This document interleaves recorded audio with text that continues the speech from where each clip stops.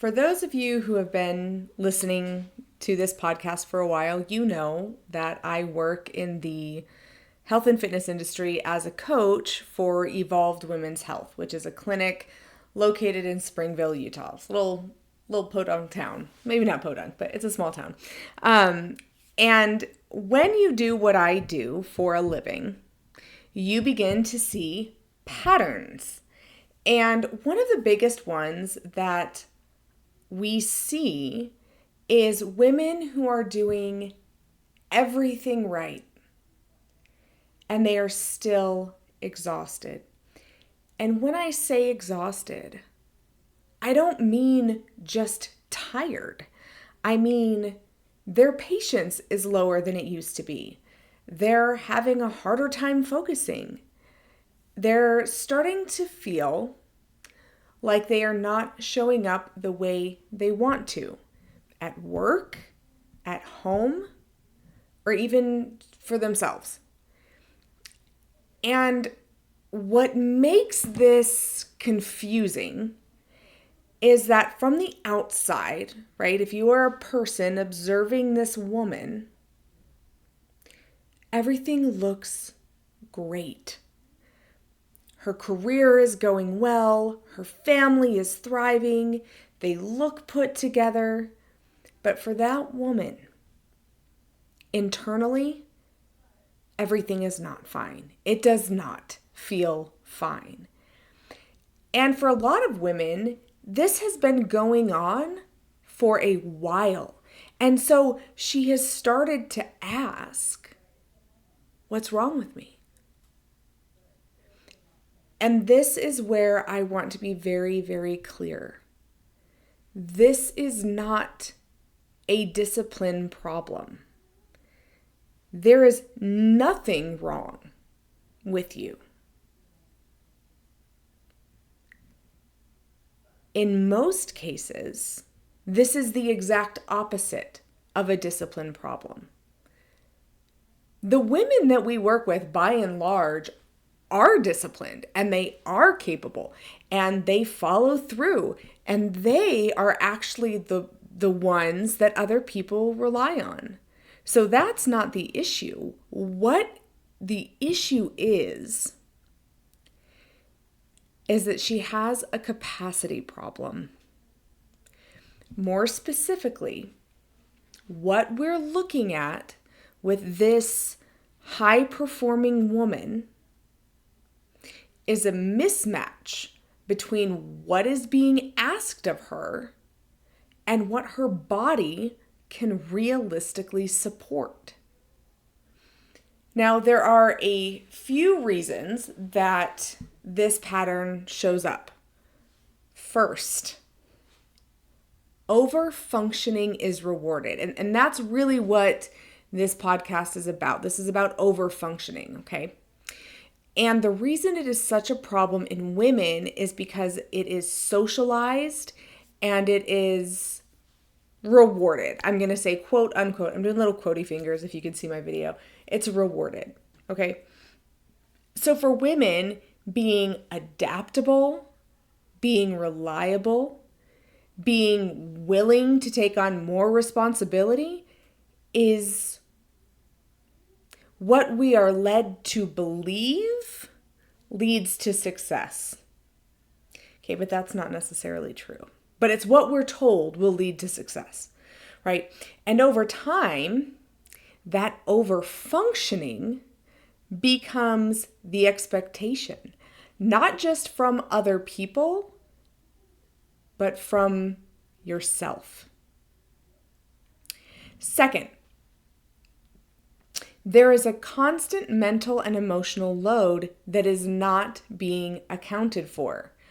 As women, we don't even know that we're carrying a mental and emotional load because we have been socialized into thinking that is how life is and that everybody else is experiencing the same thing. That is not necessarily true.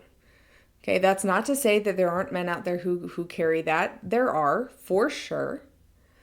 But by and large, it's women who are constantly under this mental and emotional load. This is that unpaid labor, if you've ever heard that term. That's what we're talking about here to a large degree, right? Is the mental and emotional load. And that's things like doing all the planning, always being in a state of anticipation, okay? You have to make sure nothing goes wrong. You have to make sure no one's feelings are hurt. Beyond that, you have to actually make sure that everybody is happy and everybody is having a good time.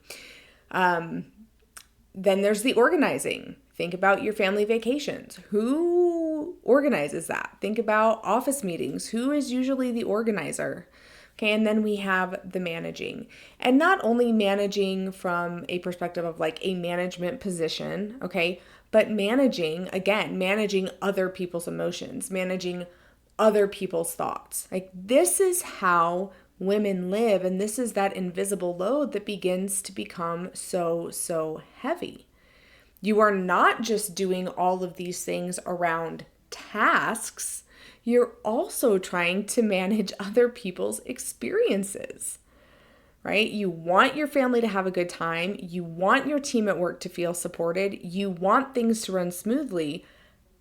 But no matter how hard you try, you cannot control other people's thoughts or emotions. And when you try to do that, when we try to do that, because guilty is charged, right? When we try to do that, it is exhausting. We are over-functioning ourselves into a state of exhaustion. Okay, and then the third thing that feeds into and causes this over-functioning is changing physiology. As you move through perimenopause, your body becomes less tolerant of chronic stress. So if you are in your 40s or beyond, okay, this starts in our 40s, and you have ever thought or said, I am so done. I have absolutely had it. You're right. You have. You have had it. You have been over-functioning for too long, and now your body is letting you know about it. Your body has had it. Your body is actually done. So, the life that you used to be able to manage literally does take a bigger toll. It literally is harder. You have given too much of yourself for too long. And your body cannot keep doing things the way it has been. So let's talk for a little bit about what happens when your body is consistently operating beyond its capacity. Because that's probably where you are right now. Okay, is that you are still operating at beyond full capacity, right? You're still over functioning. Your body's telling you to stop. And so let's talk about that physiology. So your body does not interpret over functioning as productivity like your brain has been trained to do. Okay? Your body is interpreting that over-functioning as stress. And stress affects multiple systems at the same time. Okay, just for example, cortisol stays elevated, blood sugar destabilizes, and your nervous system is thrown into an activated state. I am sure you have heard the term fight or flight, okay, because it is a very sexy term right now. It's everywhere. Talking about your nervous system, you're stuck in fight and flight. Well, this is one fad that I have to say is correct. Okay, so I'll go ahead and jump on this train. It is. You are stuck in fight or flight right now, okay, because of overfunctioning. And over time, that is going to manifest as things like fatigue, brain fog, disrupted sleep, and changing weight. For most women, that does mean stubborn weight gain. For some women, it can be weight loss as well. So that is individual. So we just say weight change, right? Unexplained, hard to manage weight change. Please know that when that happens, there is nothing wrong with you. Again, it is not a discipline issue. It is not a willpower issue. It is physiology. So if you have been trying to push through this or think your way out of it or diet your way out of it and it's not working, this is why. Any human being who pushed their body past its limits long enough would end up in the same place. It is not just you. You haven't done anything wrong. As a matter of fact, your body is doing everything right, given the stress that it has been put under. So when your body is involved, and it very, very much is involved, your body also has to be part of the solution. And this is where a lot of women get stuck, because the advice we are given does not match the problem. Okay, we talked about the problems, right? The three things that lead to overfunctioning. So what are we told? Think about it, right? What do you see on Instagram? What do you see on Facebook? What do you hear from members in your community? You're told to be more grateful. One day I will do a whole blog and podcast on being grateful, because I have some real strong feelings about it. But you're told, be more grateful, keep a gratitude journal, just journal in general, do your breath work, go to yoga, put an eye mask on and sniff lavender. It's the solutions that are presented to us are never ending, but for so many of us, it does not matter how many days in a row you write in your journal. It does not matter how much breath work you do. None of those things seem to help. And the reason that they do not help is because they do not address, none of those things address the problem, which is overfunctioning. You cannot regulate, which is what that journaling and breath work does, okay? You cannot regulate your way out of a pattern you are still actively participating in, okay? You have to stop overfunctioning. So the breath work and stuff, that has its place, and I've said that before and I will say it again. I am sure, I have no doubt, they have their place, but they are not a solution.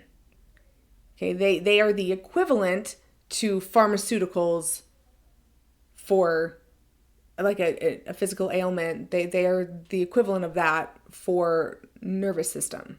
Okay, you have to address the root cause if you want the nervous system to calm down.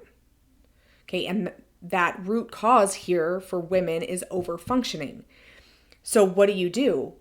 Well, this is where boundaries come in. Okay, but not the way in which they are usually presented. Because the reason I say that is because we're told, I'm sure you've heard the word boundaries before, we're told constantly, oh, you just need to set better boundaries. You need to say no more. You need to manage your stress. But ladies, realistically, think with me here. If it were that simple, wouldn't you have already done it? The issue is not that you do not know what to do.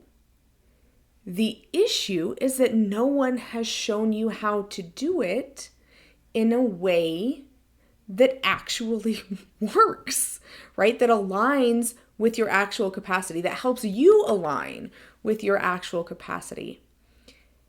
And more importantly, and I don't think that this is by accident, no one has supported your body so that you can actually follow through with those decisions. This is a two-pronged problem. Okay, we have the body that is out of whack, and we have the mental, emotional body that is also out of whack. Okay? So what happens is instead is this. right? You're like, oh, I'm going to set some boundaries because I heard someone say I should set some boundaries. Then later that day, someone asks you for something and you say yes in the moment. Not because you thought through that and you actually really, really do want to be the room mother for the Christmas party, but because that is your default, because that is how you've been socialized. Your default is to say yes without even thinking about it. And that's driven by a sense of duty. It's driven by guilt. And then later, your body pays for it. That is the pattern. So the first thing we have to do, if we ever want to get out of the pattern, is we have to interrupt the pattern. And I have found myself and working with other women that the easiest way or a good place to start with this is to set a rule for yourself, a boundary. A boundary is about you. Okay, let's mention that right now. Boundaries control your behavior. They do not control other people's behavior because that will never work. You cannot put a boundary on another person. It won't work. The boundary is for you. So the boundary here would be don't answer immediately. Okay, you don't have to say no, but also don't say yes right away. You do not give an answer on the spot. You say something like, let me check and get back to you.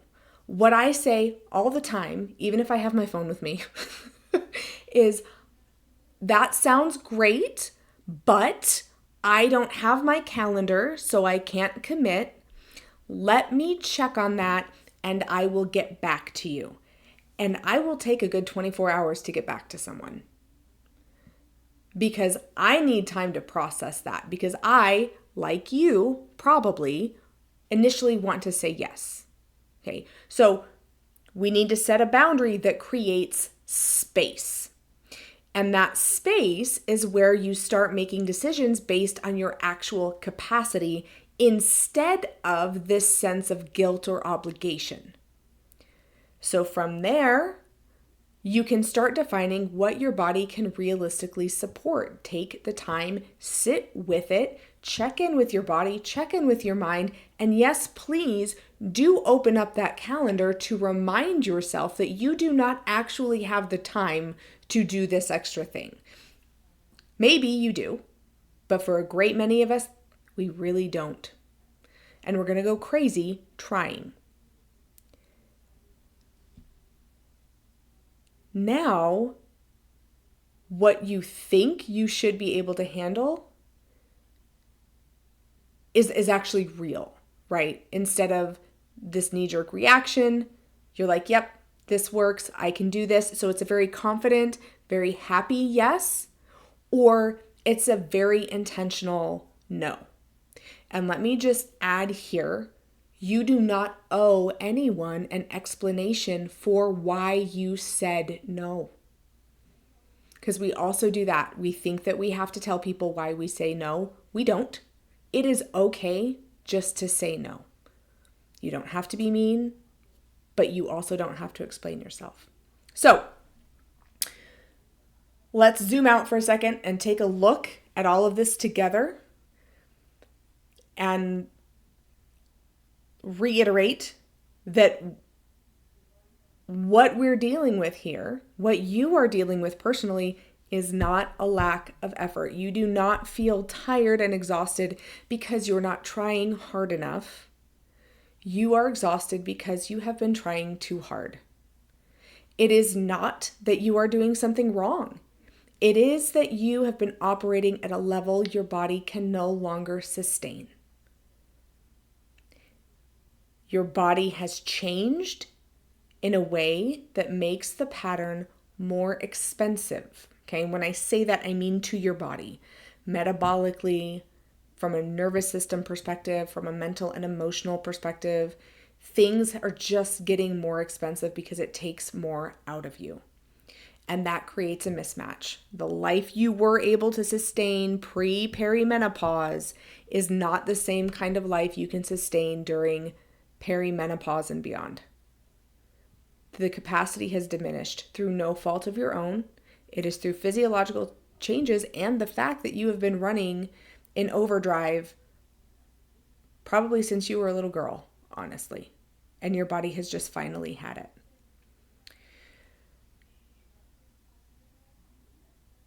No amount of pushing through is going to fix it. No amount of surface level management will fix it, because the issue is not just what you are doing. It is how your body is responding to what you are doing. And both sides of that have to be addressed. So, if that sounds familiar, if this whole scenario sounds familiar to you and you're sitting there nodding your head and thinking, yes, that is exactly what is happening, or you're like, oh my God, that's what's happening, there's a good chance that we would work well together, because this kind of thing is exactly what we handle at Evolved Women's Health from both a physical standpoint as well as a mental health standpoint. We do not look at this in pieces. We look at your hormones, your metabolism, your nervous system, and your lifestyle as one system, one holistic system. And we test more thoroughly, we connect the data, and we build a plan that reflects how your body and your mind are actually working or not working, as the case may be. And we stay with you while you implement it. We don't give you a plan and say, see you later, good luck. We stay with you because this is not something that gets solved in one appointment. So if you're like, I really need some help, if this speaks to you and you want help, you can go to evolvedwomenshealth.com and you can book a free 15-minute consultation directly with me. Or if you prefer, you can call or text directly at 801-477-6484 and we will get you set up. And the other thing I want to ask, and this is actually the first time I've asked this, is if this episode resonated with you, please follow along and share it with someone who needs to hear it, because getting real, accurate health information into the hands of women requires a shared effort. And if you have been in this position, or you are in this position, you know how hard it can be to find answers. So the more we talk about it, the more we share, the easier it becomes for the next woman to find what she actually needs. So again, as always, thank you so much for tuning in, for listening, for sharing what little time you have with me. I hope you found it helpful, and I will talk to you next time. Bye, ladies.